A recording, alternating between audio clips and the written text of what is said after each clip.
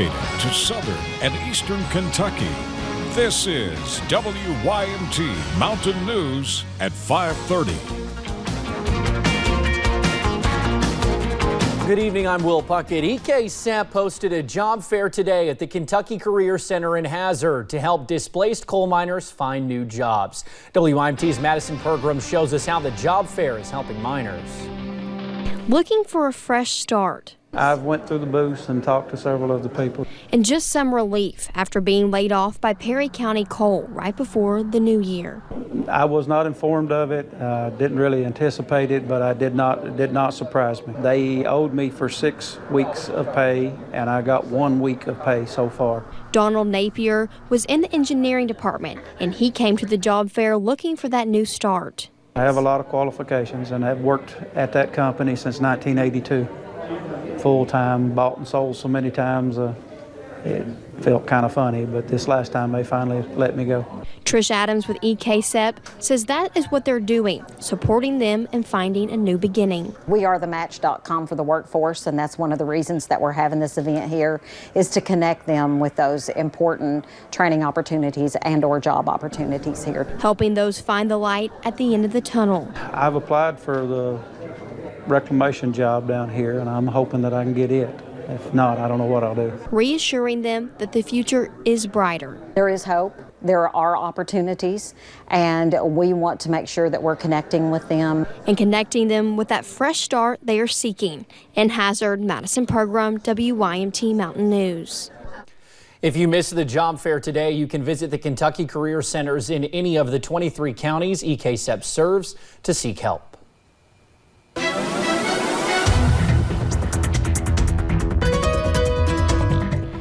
That mixture of sun and clouds throughout the day, but as we head into tonight, we're going to see those mostly cloudy skies return. Looking at a pretty gorgeous sunset though on top of Buffalo Mountain with a few clouds here and there. Still seeing a little bit of some blue skies, but I promise those clouds return a little bit later tonight. And as we look at satellite and radar, you've seen those clouds clear out a little bit earlier, and then they're coming right back in as our next system looks to move into the mountains a little bit later tonight, and especially as we head into tomorrow. At least those temperatures have been very mild throughout the day. They're still into about those low to mid to maybe even upper 50s for some. 57 in Harlan, 54 in Jackson, 54 in London, 52 over into Irvin. For tonight though, we'll be dropping near 50 degrees, so really not dropping all that much, especially with those clouds and rain chances increasing as we head into tonight. So scattered rain chances return tonight, continuing into tomorrow.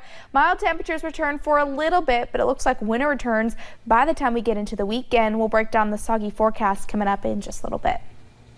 All righty, Paige, thank you. Well, a Southern Kentucky marina is once again dealing with damage. This time, crews at Conley Bottom on Lake Cumberland are cleaning up after strong winds ripped off some boat slip roofs and upended part of a dock. 6 months ago, fire damaged a major part of the marina, and 1 year ago, the lake reached historic heights, which caused some flooding. WYMT's Phil Pendleton has more on the latest damage and cleanup. The past year has been one of trials and tribulations for the owners of Conley Bottom Marina. And I'm very thankful. God's been good to us. The lesson, I think, is to keep a positive attitude. Fred Piercy remains smiling despite the challenges of a lake reaching historic heights last winter, the fire last summer, and storm damage last weekend. During all the storms and the fire and everything we've had, no one has gotten hurt, been injured. So that in itself is a number one thing. We're very thankful for that. On Saturday, winds ripped part of the roof off on 2 covered boat slips and upended part of a walkway. But nothing major. Didn't lose any boats or anything like that. Piercy estimates it'll take about a week to repair or replace the losses. And that work will take place while crews continue to rebuild the store, restaurant, and office destroyed by fire in May. I think we're out on track pretty much. We hope by the end of January to have the store part under roof. We'll have trusses this week. They'll be going up. The new building is scheduled to be open by May 1st, with the new restaurant open by 2021. In Wayne County, Phil Pendleton, WKYT. Piercy estimates the storm damage this weekend will cost at least $25,000 to fix, which is not covered by their insurance.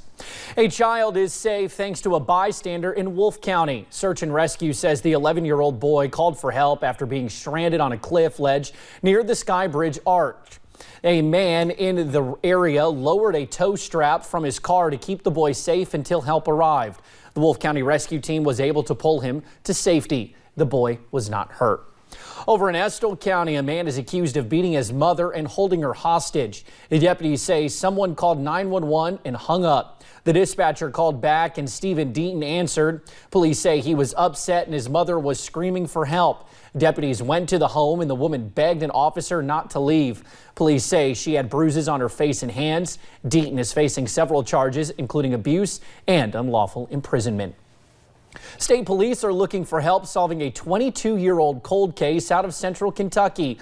What you are seeing is a sketch made with help from the Texas Rangers showing a Jane Doe found in rural Owen County back in 1988.